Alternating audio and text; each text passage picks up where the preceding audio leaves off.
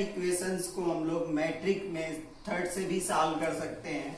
तो सबसे पहले हम लोग सिस्टम ऑफ लीनियर इक्वेशंस को समझ लेते हैं। System of linear equations two types के हो सकते हैं, कंसिस्टेंट सिस्टम या इनकंसिस्टेंट सिस्टम। कंसिस्टेंट सिस्टम क्या होंगे? A system of equations is said to be consistent if its solution one और मोर एग्जिस्ट। अगर किसी सिस्टम के सोल्यूशन एग्जिस्ट हो रहे हैं तो उसको हम लोग कंसिस्टेंट सिस्टम बोलते हैं। और इनकंसिस्टेंट सिस्टम क्या है? If solutions do not exist. अगर किसी भी सिस्टम ऑफ इक्वेशंस के सोल्यूशन एग्जिस्ट नहीं हो रहे हैं तो वो इनकंसिस्टेंट सिस्टम बोला जाएगा। Consider the system of equations दो टाइप के हो सकते हैं, 2 वेरिएबल के या 3 वेरिएबल के क्वेश्चंस हमसे सॉल्व करने के लिए कहे जा सकते हैं। तो लेट कर लेते हैं कि a1x plus b1y plus equal to c1, a2x plus b2y equal to c2 एक सिस्टम दिया गया है और इसको हम लोग किस तरीके से मैट्रिक्स में रिप्रेजेंट कर सकते हैं। तो जो x और y के कोफिशिएंट है, यहाँ पर x के कोफिशिएंट a1 और a2 कॉलम में लिख दिया, y के कोफिशिएंट को b1 b2 कॉलम में लिख दिया और इसको लेट कर लिया कि ये मैट्रिक्स A है। जो 2 वेरिएबल्स दिए गए हैं उनको हम लोगों ने कैपिटल X मैट्रिक्स से डिनोट कर लिया x y में, और जो राइट हैंड साइड में वैल्यू लिखी है उसको मैट्रिक्स B से डिनोट कर दिया C1 और C2। तो given system can be written as, पहले A को लिखा, फिर X को लिखा और इधर B को लिख दिया। A की वैल्यू, X की वैल्यू और B की, तो this can be written as AX equal to B such that अगर हमें 3 वेरिएबल के इक्वेशंस दिए गए हैं, a1x b1y plus c1z equal to d1, a2x plus b2y plus c2z equal to d2, a3x plus b3y plus c3z equal to d3। तो हम लोग x, y और z के कोफिशिएंट से एक मैट्रिक्स ऑब्टेन करेंगे, उसको A लेट कर लेंगे। तो x के कोफिशिएंट को कॉलम में a1 a2 a3, y के कोफिशिएंट को b2 b1 b2 b3, इसी तरीके से z के कोफिशिएंट को लिख दिया। और x एक ऐसे मैट्रिक्स को रिप्रेजेंट करेगा जो उसके वेरिएबल हैं x y z, और b उसको रिप्रेजेंट करेगा जो राइट हैंड साइड में उसकी वैल्यूज लिखी हुई हैं इक्वल टू में, तो b है। तो इसको हम लोग इस तरीके से लिख सकते हैं कि a into x equal to b, तो ax इक्वल टू b हो गया। जो हम लोग को ये मिला था ax इक्वल टू b, अगर हम लोग इसको प्री मल्टीप्लाई करा दें a इनवर्स से, तो a inverse ax equal to a inverse b हो जाएगा। तो a inverse into ai x equal to a inverse b हो जाएगा। तो x equal to a inverse b। तो अब हम लोग ये चेक करेंगे कि x कब एग्जिस्ट होगा, कब x एग्जिस्ट नहीं होगा, मतलब वेरिएबल की वैल्यू कब एग्जिस्ट की जा सकती है, कब नहीं। तो उसके लिए सबसे हम लोग को a इनवर्स चेक करना पड़ेगा। a इनवर्स अगर एग्जिस्ट हो रहा है तो सॉल्यूशन कंसिस्टेंट होगा। अब देखेंगे कि कब कंसिस्टेंट, कब यूनिक और कब मेनी सॉल्यूशन और कब नो सॉल्यूशन होगा। तो इसके लिए 3 केस अराइज हो रहे हैं। Case 1, when determinant does not equal to 0। A inverse तभी एग्जिस्ट हो सकता है जब डिटर्मिनेंट क्या हो, डज नॉट इक्वल टू 0। तो इस केस में क्या होगा, ए इनवर्स एग्जिस्ट होगा। और since we know that a inverse is unique, then given system is consistent and has unique solution. A inverse किसी भी मैट्रिक्स का इनवर्स एक ही निकाला जा सकता है, इसलिए गिवन सिस्टम कंसिस्टेंट होगा और उसके यूनिक सॉल्यूशन होंगे। केस 2 क्या है, बाय चांस डिटरमिनेंट 0 के इक्वल आ गया तो हम लोग एडजॉइंट ऑफ ए निकालेंगे और उसको b से मल्टीप्लाई करेंगे। Adjoint of a into b does not equal to 0 आया, does not equal to 0. In this case the system is inconsistent and has no solution. तो हम लोग इस केस में सोल्यूशन नहीं निकाल सकते हैं, तो वो सिस्टम ऑफ लीनियर इक्वेशंस क्या होगा, इनकंसिस्टेंट होगा। केस 3 में क्या है कि डिटर्मिनेंट की वैल्यू भी 0 आ गई एंड एडजॉइंट आप a का मल्टीप्लाई b से कराया तो वो भी 0 आ गया, तो then this system is consistent. इस केस में ये सिस्टम कंसिस्टेंट होगा and has infinitely many solution. तो इस केस में भी केस 2 और केस 3 के केस में फिर आगे हम लोग एक्स वाई जेड की वैल्यू नहीं निकालेंगे। केस 2 में तो एक्स वाई वैल्यू जेड की वैल्यू निकलेगी ही नहीं, केस 3 में निकलेगी तो मेनी सॉल्यूशन से निकलेंगे।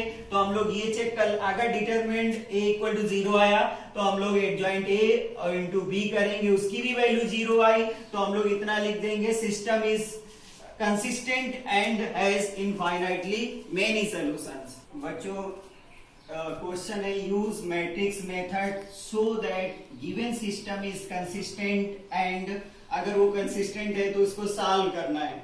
तो बच्चों हम लोग क्या करेंगे, लेट करेंगे a इक्वल टू एक सेट लेंगे और एक सेट ऐसे मिलेगा जो x और y के कोफिशिएंट से हमें मिलेगा और इसका a मिल गया। हमें सेट x चाहिए जो उसमें वेरिएबल है और हमें सेट b चाहिए जो राइट हैंड साइड में वैल्यूज लिखी गई है।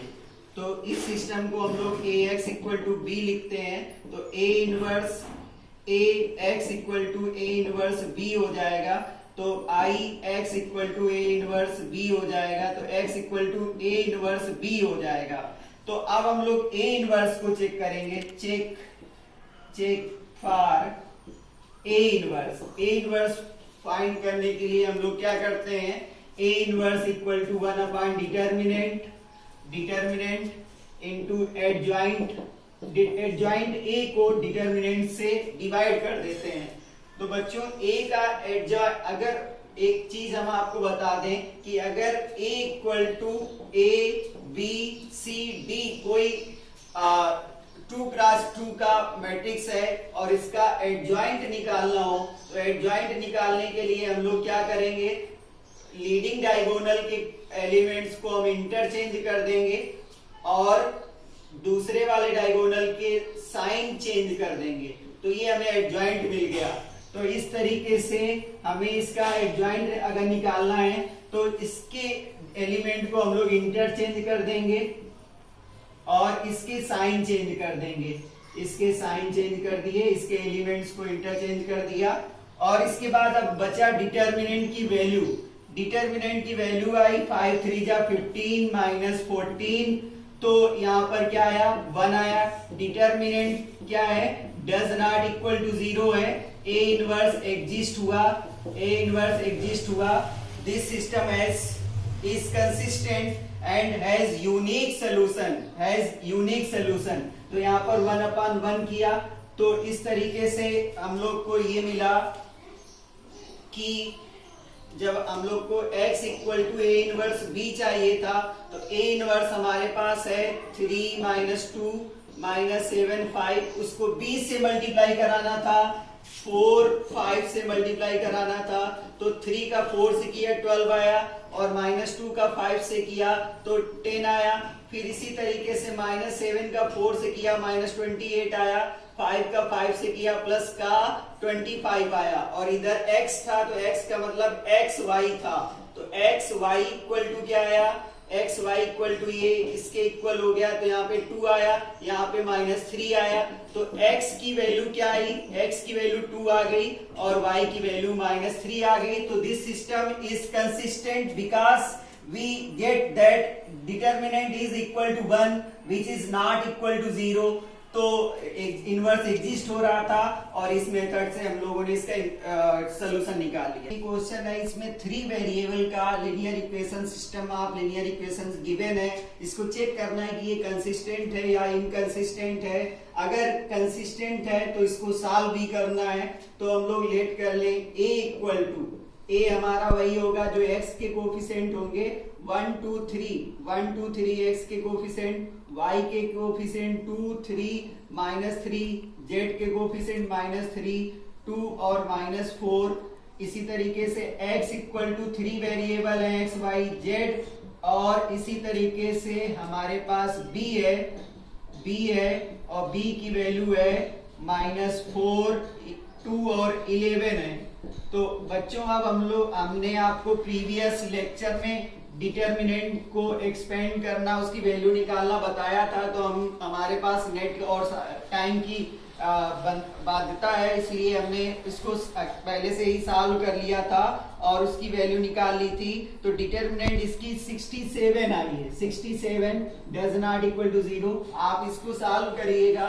इसके बाद हमने इसका इनवर्स निकाला था, ए इनवर्स निकाला। ए इनवर्स निकालने का वही तरीका है, डिटर्मिनेंट एडजॉइंट ऑफ ए को डिटर्मिनेंट से डिवाइड कर दो, तो वो वैल्यू आई थी 1/67 और डिटर्मिनेंट -6, 17 और 13 आया है 14, 5 और -8 आया है, -15 और 9 और -1 आया है।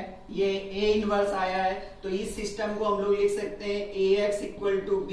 तो ए इनवर्स से ए को मल्टीप्लाई किया, इधर भी किया, तो ये आया IX equal to a inverse B। तो X इक्वल टू आया ए इनवर्स B। तो a inverse X equal to a inverse 1/67 और इसके -6, 17, 13, 14, 5, -8, -15, 9, -1 को हम लोग मल्टीप्लाई कर देंगे -4, 2 और 11 से। तो 11 से मल्टीप्लाई किया तो 1/67 मल्टीप्लाई होके ये आया 201 -134 और 67। तो ये और सॉल्व करके आया 201 को 61 से डिवाइड किया, 67 से -134 को 67 से डिवाइड किया, 67 को 67 से डिवाइड किया। तो इस तरीके से हमें जो आंसर मिला x, y और z का वो आया 3, -2 और 1।